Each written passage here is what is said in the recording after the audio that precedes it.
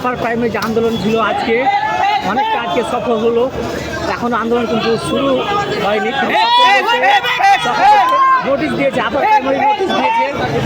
দেখুন, আপনারা যদি ওয়েবসাইটে যান দেখতে পাবেন যে 23 তারিখ অর্থাৎ আজকে নোটিশ দিয়েছে যে আগামী পরশু দিন অর্থাৎ 25 তারিখে প্যানেল দিবে। আজকে দেখুন সবার মুখে কিন্তু হাসি, সবার মুখে হাসি।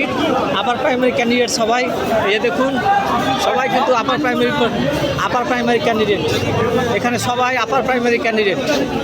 আর আজকে আন্দোলন হওয়ার কথা ছিল, এই মুহূর্তে শুরু হচ্ছে এবং আন্দোলন শুরু হওয়ার সাথে সাথেই কিন্তু এই আপার প্রাইমারির যে নোটিশ স্কুল সার্ভিস কমিশনের পক্ষ থেকে ওয়েবসাইটে দেওয়া হয়েছে যে আগামী পরশুদিন অর্থাৎ আগামী 25 তারিখ কিন্তু প্যানেল প্রকাশ হচ্ছে ইনশাআল্লাহ।